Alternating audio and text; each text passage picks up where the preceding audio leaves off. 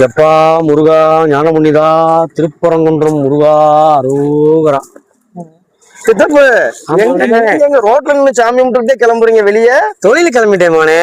தொழிலுக்கா? ஆமா. நீங்க என்ன தொழில் பண்றீங்க சித்தப்பு? எலெக்ஷன் வந்துருச்சா இல்லையா? போனா தானே சம்பளம் கொடுப்பாங்க. சம்பளமா? உங்களுக்கு சம்பளம் 200 ரூபா தான். ஐயோ, அன்னையில இருந்து இன்னைக்கு வரைக்கும் அதே 200. அதுக்கு மேல தர மாட்டாங்க மாப்பிள்ள. சரி, இப்ப எந்த சாமியை கும்பிட்டீங்க? திருப்பரங்குன்ற முருகன். திருப்பரங்குன்ற முருகன். திருப்பரங்குன்ற முருகனுக்கு அரோகரான்னு சொல்லி போட்டு இந்த கதையில போட்டுக்கிட்டு திமுகவுக்கு ஓட்டு கேட்க கிளம்பிட்டீங்க நீங்க. மோனே, உங்களுக்குலாம் கொஞ்சம் கூட கூச்சமே இல்லையில? எது கூச்சப்படணும்? அதுதானா, இதை போட்டீங்களா அப்புறம் எது கூச்சப்பட போறீங்க? கூச்சமே உங்களுக்கு வராது.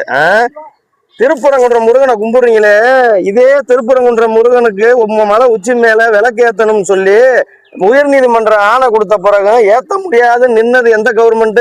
உங்க திமுக கவர்மெண்ட். அது திருப்பி வரணும். நீங்க முருகனை கும்பிட்டு ஓட்டு கேட்க போறியா சித்தப்பா? கொஞ்சமா சிந்திச்சு போறாரு சித்தப்பா. டென்ஷன் ஆக்காது என்னையா?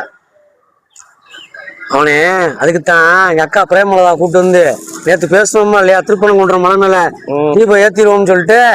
ஆட்சியில இருக்கும் போது ஏத்த மாட்டீங்க, இப்ப ஈயம் பூசின மாதிரியும் இருக்கணும் பூசாத மாதிரி இருக்கணும், மதுரை மக்களே உங்களுக்கு எதிராக திரும்பிட்டாங்கன்னு ஆக்ஷனை கொடுக்குறீங்க.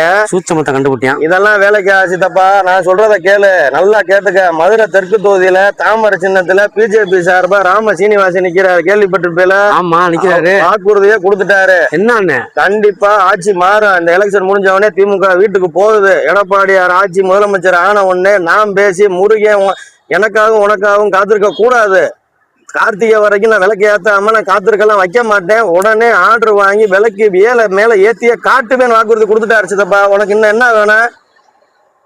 இந்த வெக்கமானத்தெல்லாம் விட்டுட்டு நீ வைக்கிற தின்னூருக்கும் சந்தனத்துக்கும் குங்குமத்துக்கும் அர்த்தம் இருக்கு. நீ முருகனை கும்பிட்டது உண்மையிலே கும்பிட்டேன்னா நீ இந்த வேலையை செய்யலாமா? யோசிக்க வச்சுட்டேன் மோனே, உண்மையிலே யோசிக்க வச்சுட்டேன். நானும் கொஞ்சம் யோசிச்சிருக்கணும். இந்த தடவை இனிமேல் இந்த துண்டு வேணாம் மோனே, தூக்கி போடு சித்தப்பா. என்ன பண்றோம்? பேராசிரியர் ராம சீனிவாசனுக்கு ஓட்டு கேட்கிறோம்.